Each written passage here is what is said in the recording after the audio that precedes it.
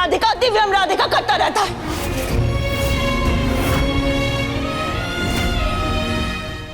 पति पत्नी को कभी किसी ने पूछा नहीं, और ना ही मेरे बेटे और बहू को पूछता है। और मम्मी जी, आपको भी कभी इस बात पे आपत्ति नहीं हुई? क्यों? सही कहा ना मैंने।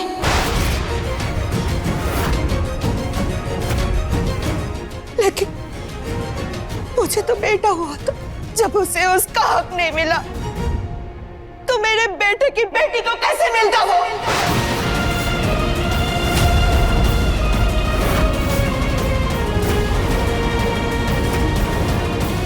गौरी जब दिव्यम राधिका की गोद ली हुई बेटी बनकर इस घर में आई तो फौरन वो लाखों की मालकिन बन गई, जायदाद मिल गया, और आज की तारीख में वो उसके बाप से भी ज्यादा अमीर है।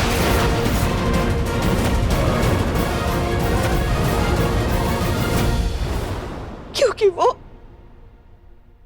दिव्यम की बेटी बनकर आई, और इसलिए मैंने चुपचाप गौरी को दिव्यम और राधिका के पास ही रहने दिया। कम से कम उसे अच्छी जिंदगी तो मिले। मेरे बेटे और बहू की तरह सेकंड हैंड जिंदगी तो ना जीते वो।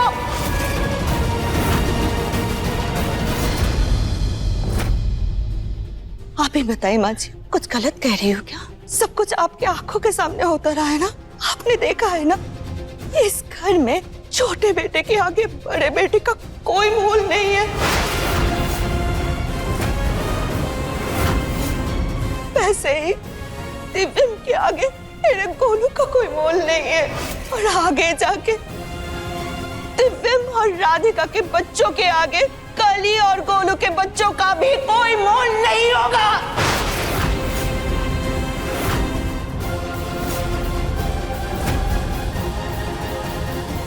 है ना मम्मी जी?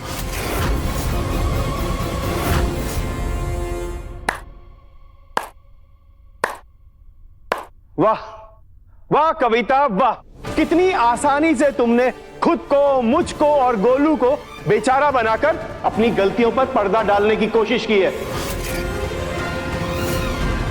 अरे माना हमारा स्टेटस जग्गू के कभी भी बराबर नहीं रहा, लेकिन तुम कोई सड़क पर नहीं रह रही थी, तुम भी हम सब की तरह इस घर में रह रही थी।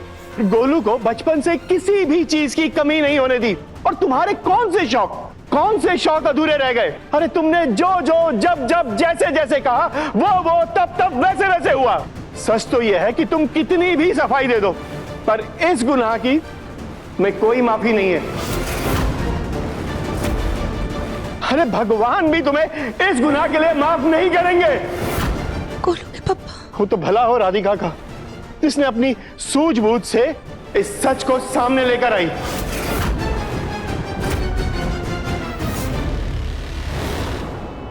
मन तो कर रहा है कि अभी बहती गंगा में हाथ धो ले, लेकिन भाभी कहीं हमारे ऊपर वापस ना चढ़ जाए, इसलिए चुप रहने में ही भला। भाभी आपने सोचा भी कैसे कि गोलू की बेटी को कोई हक नहीं मिलेगा? हम सब एक परिवार है भाभी। सिर्फ कहने को ही एक परिवार है, एक जैसा कुछ भी नहीं है।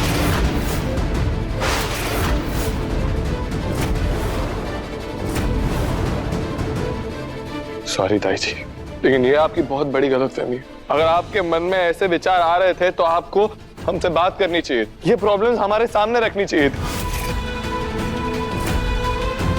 इतना बड़ा फैसला आपने खुद ने ले लिया, मेरे गोलू भैया से उनकी खुशियां छीन ली आपने, उनके बाप बनने के सुख को आपने गम में बदल दिया ताई जी।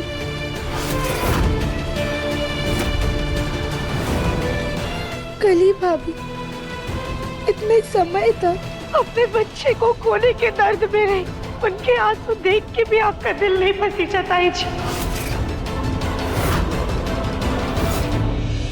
आप इतनी निर्दयी कैसे हो गई कि एक माँ से उसका बच्चा छीन लिया आपने?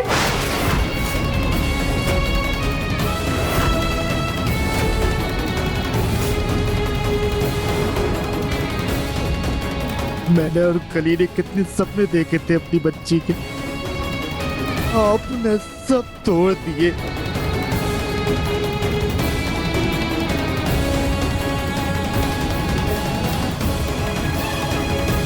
जब गौरी को सबसे ज्यादा अपने माँ बाप के प्यार की जरूरत थी, तब आपने उसे हमसे दूर कर दिया।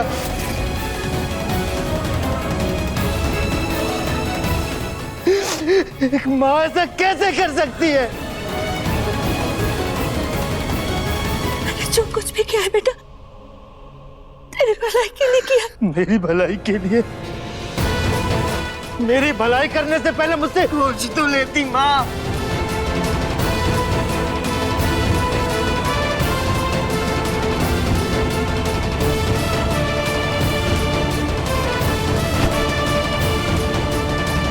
हम आज तक उस अनहोनी के लिए खुद को दोष देते रहे, यही सोचते रहे कि हमसे कोई भूल हुई, जो ऊपर वाले ने हमें ऐसी सजा दी।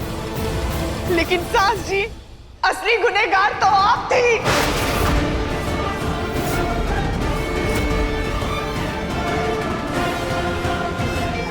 उस दिन तो मेरी बात मानकर फट से चुप हो गए थे तुम कली बिटिया, और आज जब सच्चाई का सामना करना पड़ रहा है तो तुम पीछे हट रही हो। हम उस वक्त भी सहमत नहीं थे आपकी बातों से, बस हम कमजोर थे इसलिए कुछ कह नहीं पाए। हमने तो कई दफा सच सबके सामने लाने की कोशिश की, पर आपने हमें रोका।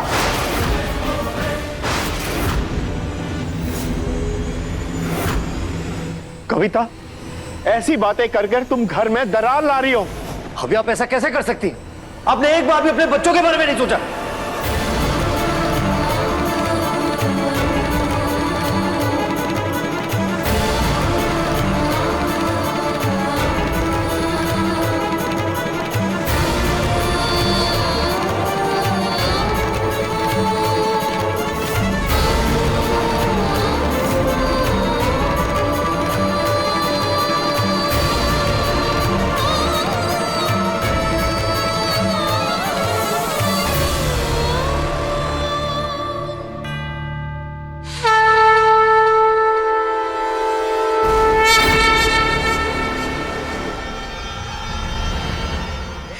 बस करो। मैं नहीं जानती थी कि मेरे भरे पूरे परिवार की मजबूत डोर इतनी कच्ची है। सालों से मैं इस घर की मुखिया थी, लेकिन समझ ही नहीं पाई कि मेरे तो घर की नींव ही कमजोर है। ये आपसी मनमुटाव, ये झगड़ा, ये प्रेम धोखा मुझे कभी दिखाई नहीं दिया था। तुम लोगों का झगड़ा देखकर और इतना मनमुटाव देखकर मैंने एक अहम फैसला लिया है। मैं समाधि ले रही हूँ।